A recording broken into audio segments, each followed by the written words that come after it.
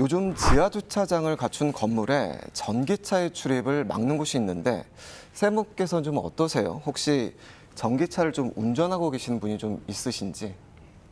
제가 이제 이렇게 전기차 화재가 최근에 많이 이슈가 된 이후에 네. 많은 분들이 저를 만나면은 교수님 혹시 전기차 타냐고 이렇게 여쭤보시는 분들이 많거든요. 예, 그래서 예. 저는 전기차를 타고 있지는 않습니다만 저는 전기차를 안 탄다고 말씀을 드리면 역시 화재하는 교수님이라 이런 전기차가 위험하니까 전기차를 안 타시나 보다 이렇게들 이해를 하시는데요. 그래서 제가 꼭 말씀드리는 건 저는 전기차가 위험해서 안 타는 게 아니라 저는 게으른 사람이라 충전을 꼬박꼬박 해야 되고 이런 것들이 너무 부담스럽다. 그래서 사실 저는 휘발유차를 타지만 사실 전기차 자체가 휘발유차라든지 기타 내연기관차보다 훨씬 더 위험하다고는 생각 안 하거든요. 그래서 많은 분들이 이렇게 진짜 위험한 부분과 또 위험하지 않은데 막연히 위험할 거다 생각하시는 것들을 좀 이렇게 혼돈하셔서 이런 분의 위험성에 조금 더 민감하게 반응하시는 거 아닌가 싶습니다. 회장님께서는 좀 어떤 차를 평소에 타고 다니세요? 네, 저는 최근에 그 하이브리드 차로 바꿨는데요. 예. 큰 불편함은 없고 대신에 이제 그 오래된 그 주차 타워에 주차할 때는 지상에 주차하라는 그 관리자의 얘기들을 좀 듣곤 합니다. 예. 좀 하이브리드 차량도 이용하실 때 주변에서는 좀 걱정하는 뭐 시선이나 이런 것들은 없으셨나요? 안전에 대해서. 예, 전기차에 비해서는 뭐 그런 얘기를 하는 사람들은 거의 없고요. 네. 아마 그 자동차 구매하는 수요자 입장에서도 전기차 구입하려고 했다가 하이브리드로 돌아서는 사람들이 많다고 하는 보도를 들은 바 있습니다. 하이브리드 차 같은 경우는 사실은 국내에서는 굉장히 해외에서는 하이브리드 차량에서도 사실 화재가 전기차만큼 많이 발생하는 것으로 이렇게 집계는 됩니다. 뭐 많이라고 하긴 뭐하지만 전기차랑 비슷한 수준이거나 그 이상으로 발생을 하는데요. 국내 하이브리드 차량은 사실 거의 화재가 발생을 한 보고가 없거든요. 네. 대부분은 사실 일반 전기차의 화재 비율보다도 낮아서 사실 우리나라 국민분들께서는 오히려 최근 이런 이슈들 때문에 하이브리드 차량에 대한 선호가 훨씬 더 높아지는 상황인 것 같습니다. 오늘 다뤄볼 이슈가 바로 전기차 화재입니다. 지난 8월에 인천 서구 청라동의 한 아파트 지하 주차장에서 주차된 전기차에 불이 나서 큰 화재로 번졌습니다. 이 사고로 전기차 포비아라는 말까지 나왔고 전기차에 대한 반감이 커졌는데요. 전기차가 원래 좀 화재 위험에 좀 취약한 차종인가요? 이거는 약간 이제 좀 우리가 전기차에 대해서 굉장히 좀 막연한 불안감을 가지고 있던 차에 예. 여름철에 이제 청라 지하 주차장에서 전기차에서 화재가 발생한 피해가 발생을 했었거든요. 네. 그러다 보니까 많은 분들께서 이제 전기차에 관련된 부분이 이거 봐라 정말 위험하구나 이렇게 생각하시는 부분들도 있고 또 전기차 화재 같은 경우는 사실 건수로 보면 그렇게 많이 발생하지는 않거든요. 근데 다만 이제 언론이라든지 여러 가지 또 보도 매체에서 전기차에서 화재가 이제 발생을 하면 이런 것들이 이슈화가 되면서 계속 반복적으로 이러한 부분들을 이제 기사들을 생산하면서 많은 분들은 실제 발생하는 건수보다도 더 많은 화재들이 발생하고 있다 이렇게 인식하시는 부분들이 있는 것 같아요. 그래서 실제로 전기차 같은 경우는 아직까지 현재까지 통계로 본다 그러면 내연기관의 차량보다도 발생 빈도 측면에서는 아직 낮은 것으로 나오고 있거든요. 그래서 전기차 자체가 굉장히 위험하거나 화재가 많이 발생하는 상황들은 아니다라고 보는 게 맞을 것 같고요. 앞서 설명드린 것처럼 청라 지하 주차장의 화재 같은 경우도 전기차에 의해서 화재가 발생을 했고 또 피해가 커진 이런 상황이긴 합니다만 사실 이게 전기차의 위험성을 보여주는 그런 화재라고 보기보다는요.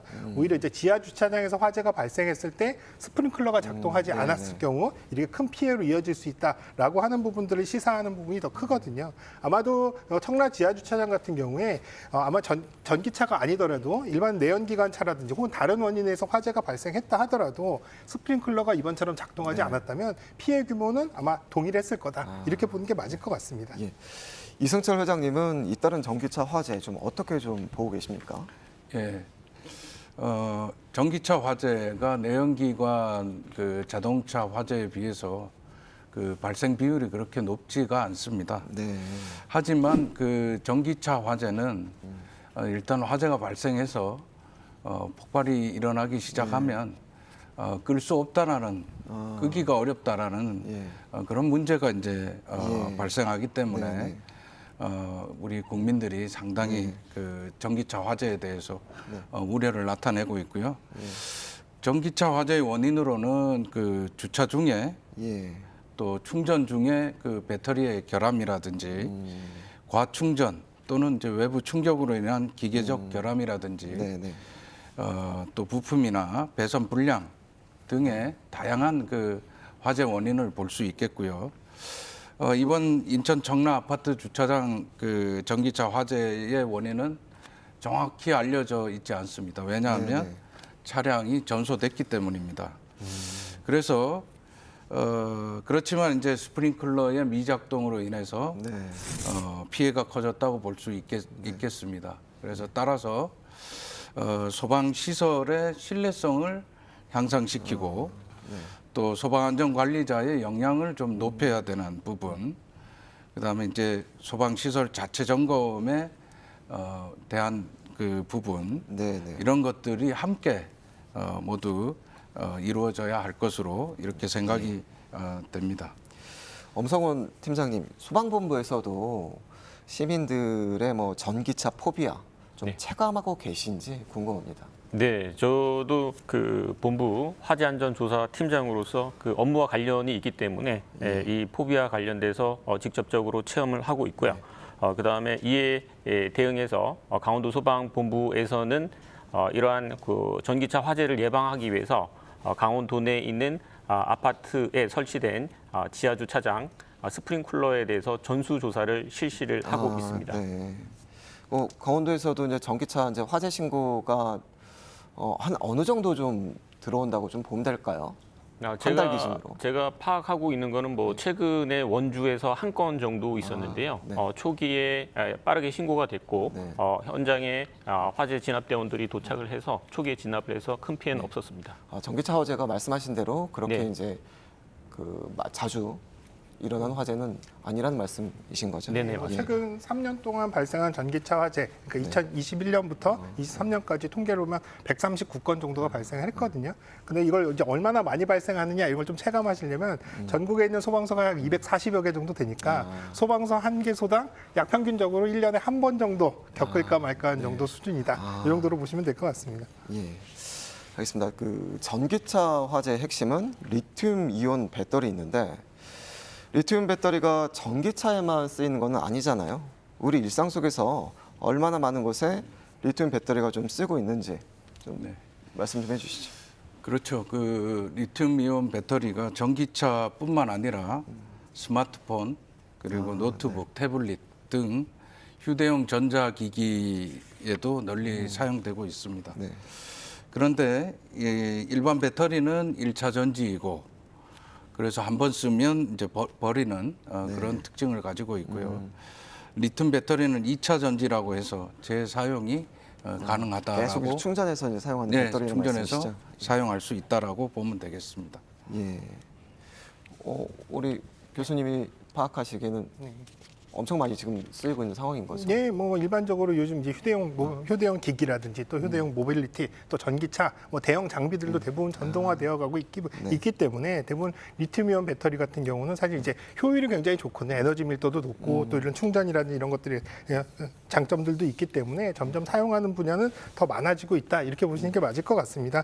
다만 이제 문제는 우리가 굉장히 좀 충격적으로 봤던 이런 이제 아리셀 전지 공장 화재 네네. 이 당시에는 상당히 이제 그 안에서 연쇄적으로 이런 전지 폭발이 일어나면서 굉장히 많은 사망자들이 발생했던 그런 사례가 됐는데요. 사실 근데 이 당시에 이 생산하던 이 공장 같은 경우는 사실 이제 리튬 전지 중에서도 1차 전 중에 리튬 티오닐 전지라고 그래서 군용으로만 사용되는 굉장히 좀 우리가 일반적으로 쓰는 전지는 좀 아니거든요. 그래서 네네네. 에너지 밀도가 높고 다만 이제 양극이랑 음극 사이 자체가 간격이 굉장히 좁아서 사실 화재 발생을 하는 가능성이 다른 리튬이온 배터리들보다는 훨씬 높은 그런 제품이다 이렇게 보시면 될 것 같아요.